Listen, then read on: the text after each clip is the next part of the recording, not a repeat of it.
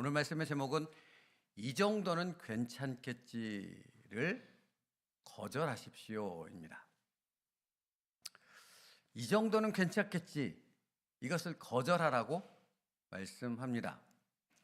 그러면 여러분, 우리가 어느 때에 우리 마음속에, 우리의 생각에 이 정도는 괜찮겠지라는 생각이 들까요?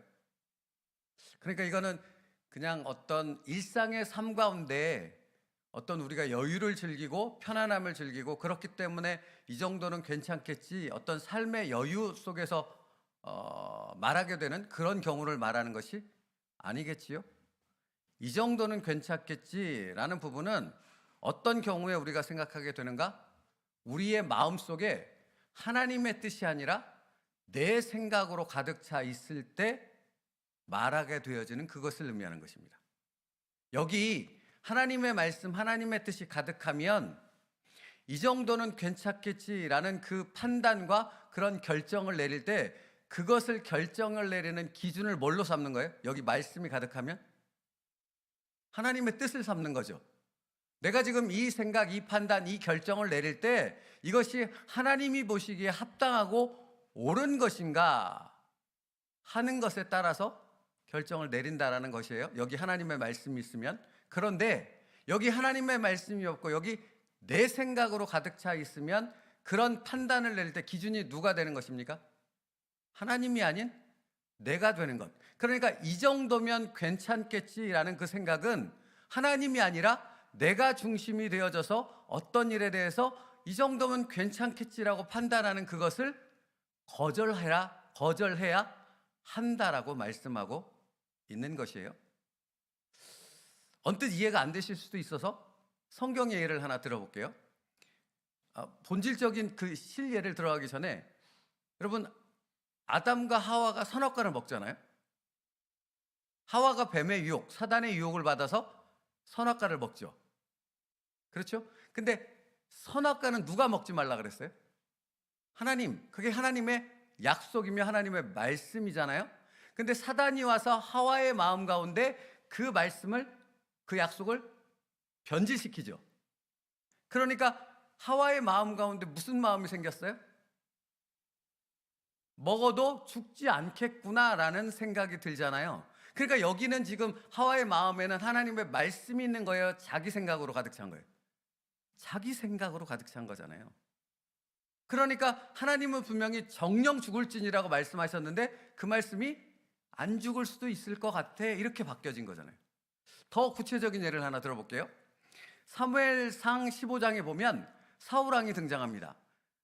사무엘상 15장에서 사울왕에게 하나님이 명령을 하나 내리세요. 아말렉을 진멸하라. 이는 하나님의 백성에 대해서 하나님께서 그들에게 징벌하시는 심판이라고 말씀하시는 거잖아요. 뭐라고 말씀하시는가? 사무엘상 15장 3절에 지금 가서 아말렉을 쳐서 그들의 모든 소유를 남기지 말고 진멸하되 남녀와 소아와 젖 먹는 아이와 우양과 낙타와 나귀를 죽이라 하셨나이다 하니, 이것이 사무엘 선지자가 사울왕에게 전달한 하나님의 메시지예요. 근데 되게 자세하게 설명하고 있죠. 하나님의 명령이 모든 소유를 남기지 말고 진멸하되 남녀와 소아와 젖 먹는 아이와 우양과 낙타 나귀를 몽땅 다 싸그리 죽이라고, 진멸하라고 하나님은 분명하게 명령하셨습니다. 그런데 사울왕이 막상 이제 아말렉으로 쳐들어가서 승기를 잡고 그 아말렉을 점령하게 되어지자 이제 사울왕의 눈에 뭐가 보이기 시작했습니까? 전리품들이 보이기 시작하는 거죠. 그 대표적인 게 뭡니까? 아각이에요. 아각. 일국의 왕을 사로잡았다라는 것은 그것을 침략하여 승리를 이룬 왕에게 있어서 가장 큰 전리품이 되는 거죠. 그러니까 아각도 당연히 죽여야 되는데 이 전리품을, 이 영광을 사울은 누리고 싶은 거죠. 그것뿐만이 아니었어요.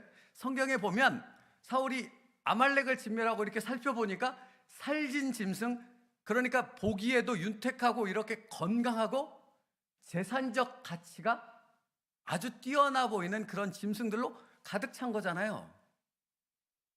여러분, 이런 것들을 사울왕이 이렇게 눈에 보게 되어졌고 이런 모든 것들에 대한 그 소유와 그 권한이 다 누구에게 있는 거예요?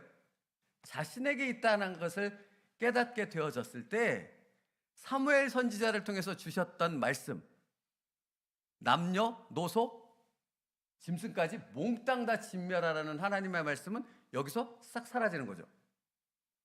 그리고 여기는 뭐가 남았어요? 자기의 생각. 그러니까 그 다음에는 판단이 어떻게 가는지 보십시오. 사무엘상 15장 9절에 사울과 백성이, 여러분 지도자가 그래서 중요한 거예요. 리더자가 그래서 중요한 거라고. 사울 왕이 그렇게 하나님의 말씀이 사라지고 자기 생각에 갇히잖아요. 근데 여기는 지금 사울 왕이라고 표현되지 않고 사울과 백성이라고 표현하고 있다는 거예요. 지도자가 잘못되니까 그를 따르는 백성들도 같이 변질된 거예요. 뭐라고 그 다음에 표현되냐면 사울과 백성이 아각과 그의 양과 소의 가장 좋은 것 또는 기름진 것과 어린 양과 모든 좋은 것을 남기고 진멸하기를 즐겨 아니하고 가치 없고 하찮은 것은 진멸하니라. 되게 자세하게 성경이 표현하고 있어요. 그러니까 하나님께서는 모든 것을 다 진멸하라고 말씀하셨는데 여기 하나님의 말씀이 사라지고 하나님의 뜻이 사라지니까 자기 생각으로 가득하니까 거기에 대한 그 판단 기준이 전혀 바뀌게 되어지잖아요. 좋은 것들, 영광을 얻을 수 있는 것들, 자기가 가치가 있다고 판단되어지는 것들은 아무것도 죽이지 않아요. 다 그대로 전리품으로 가져옵니다. 근데 그 뒤에 지금 제가 읽어드렸던 15장 9절에 그 뒤에 어떤 것들을 진멸했어요? 가치 없고 하찮은 것들은 진멸했다는 겁니다. 여기 오늘 말씀의 핵심 포인트가 있는 거예요. 여러분, 하나님의 뜻을 여기 마음 가운데 그분의 말씀을 담고 그분이 우리의 삶의 모든 판단 기준이 되어졌을 때 우리는 하나님의 말씀에 불순종이 아닌 순종의 길로 나아갈 수 있습니다. 그런데 여기 하나님의 말씀이 사라지고 내 생각, 어떤 상황에 대한 그런 압박감으로 인한 나에 대한 어떤 것으로 가득 차게 되어지잖아요. 그러면 하나님에 대한 것은 사라지고 모든 것이 다 내가 기준이 되어서 판단하고 선택하게 되어지는 일들만을 하게 되어진다는 거죠. 그걸 한마디로 표현하면 뭔지 아세요? 그게 불순종이에요. 사울왕이 그랬던 것처럼. 사울왕은 하나님의 말씀을 버리고 불순종하지 않습니까? 왜? 여기 자기 생각으로 가득 찼기 때문에.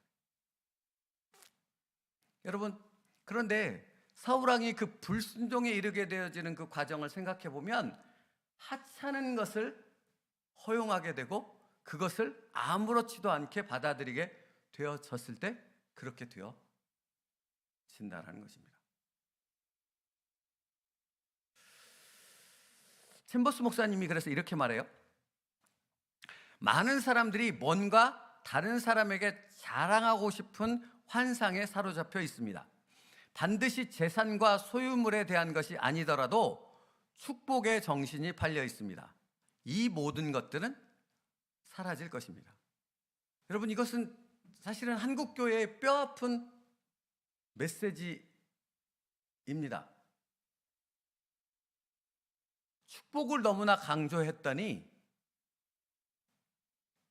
한국교회 성도들은 축복을 얻기 위해서 교회에 나오는 거죠.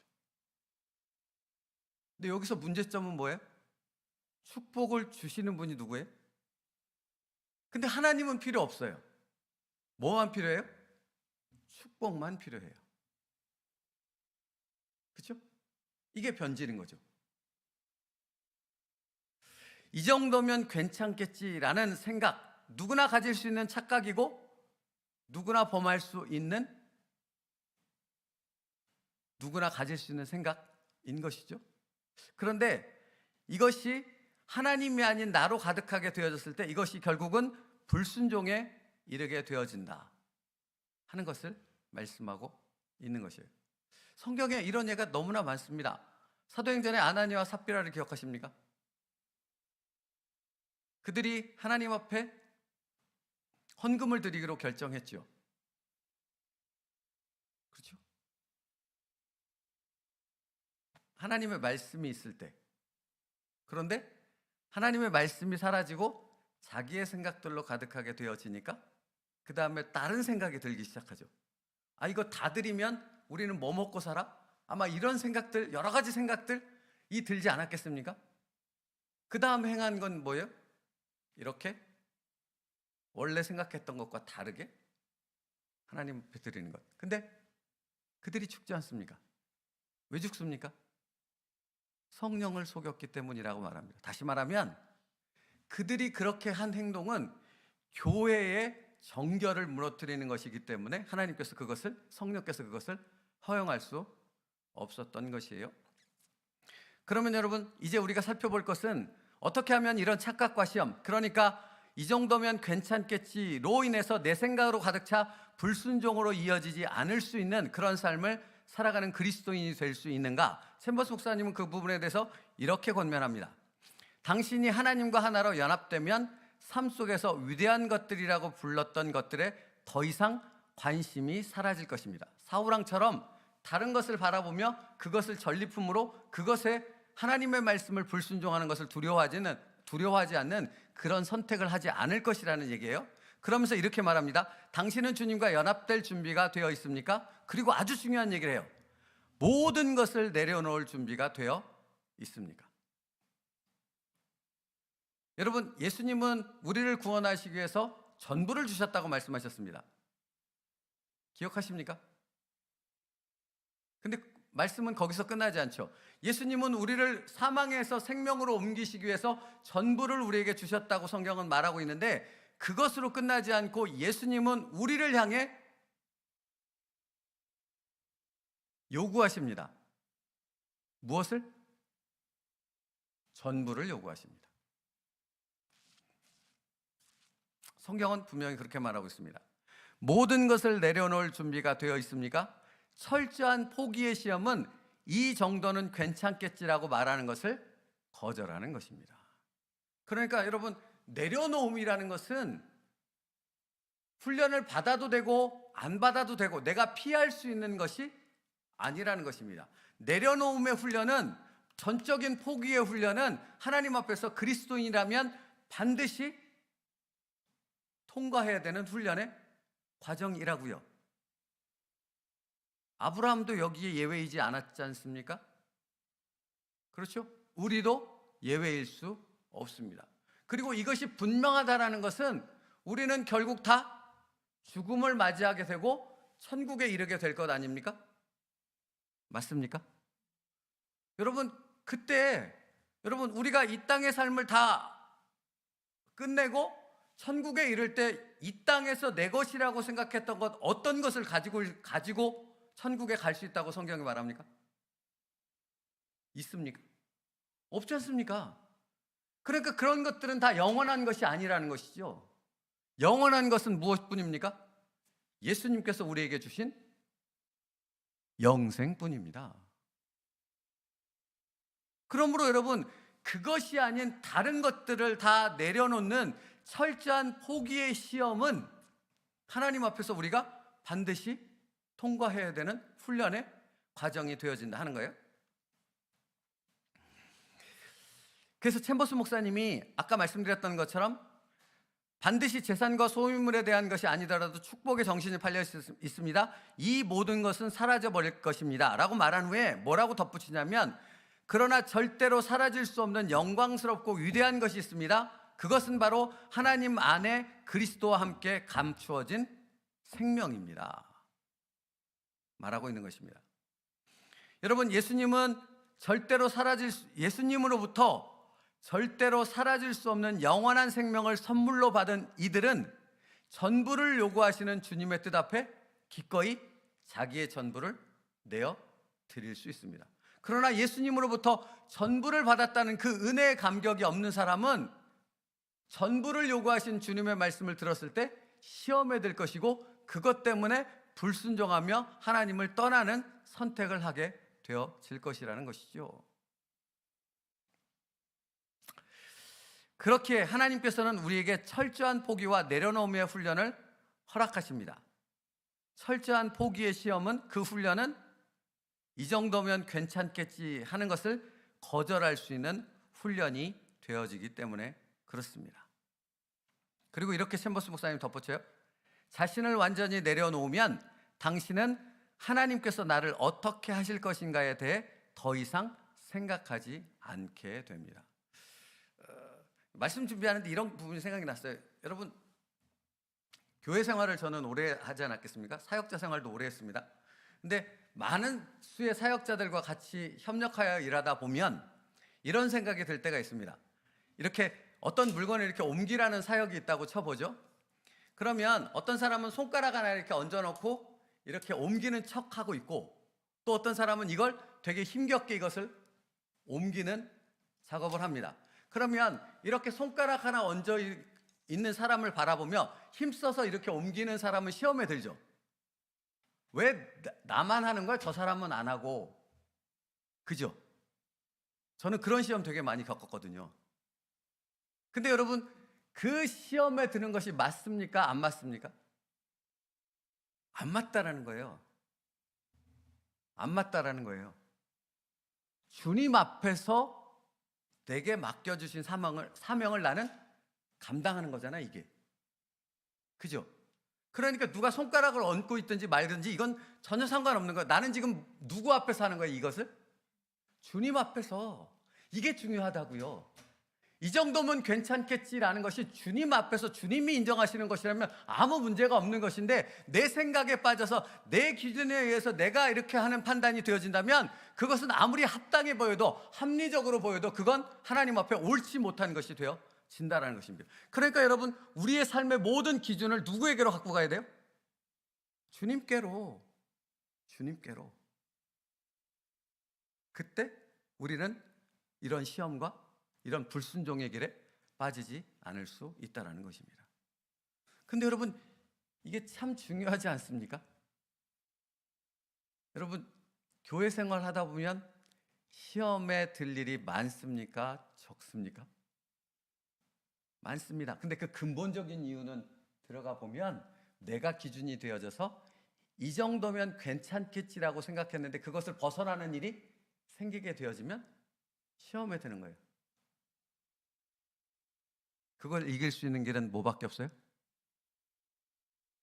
나에게 영생을 주신, 나의 전부이신 그 하나님 앞에 내 마음을 온전히 맡기는, 내려놓는 그 삶을, 그 믿음으로 들어가게 되어졌을 때 그 시험을 이기는 진정한 그리스도인 되어질 줄 믿습니다.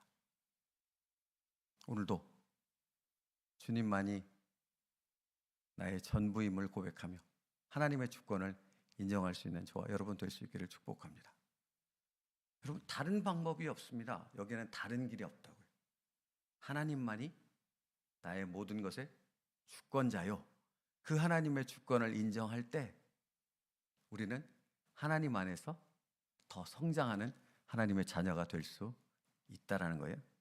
오늘 말씀 속에서 여러분, 오늘도 잊지 말아야 될 한 가지를 기억하셔야 될 것은, 여러분, 하나님은 철저한 포기라는 그 훈련의 과정을 우리에게 허락하신다라는 것입니다. 우리의 모든 것을 하나님 앞에 다 내려놓을 수 있는 믿음의 선택이 저와 여러분에게 있기를 주님의 이름으로 축복합니다. 기도하겠습니다. 살아계신 하나님, 감사합니다. 오늘도 하나님의 말씀 안에서 우리의 생각이 아닌 하나님의 뜻 안에서 모든 것을 판단해야 함을 깨닫습니다. 아버지 하나님, 이것이 알면서 끝나는 것이 아니라 우리의 신앙의 모든 삶 속에서 하나님의 말씀과 하나님의 뜻 안에서 모든 것을 판단하여 순종할 수 있는 믿음의 사람들 되게 하여 주시옵소서. 그러므로 주님께서 원하시는 그 길을 오늘도 변함없이 순종하여 걸어갈 수 있는 하나님의 사람들 되게 하여 주시옵소서. 예수님의 이름으로 기도 올리옵나이다. 아멘. 찬송가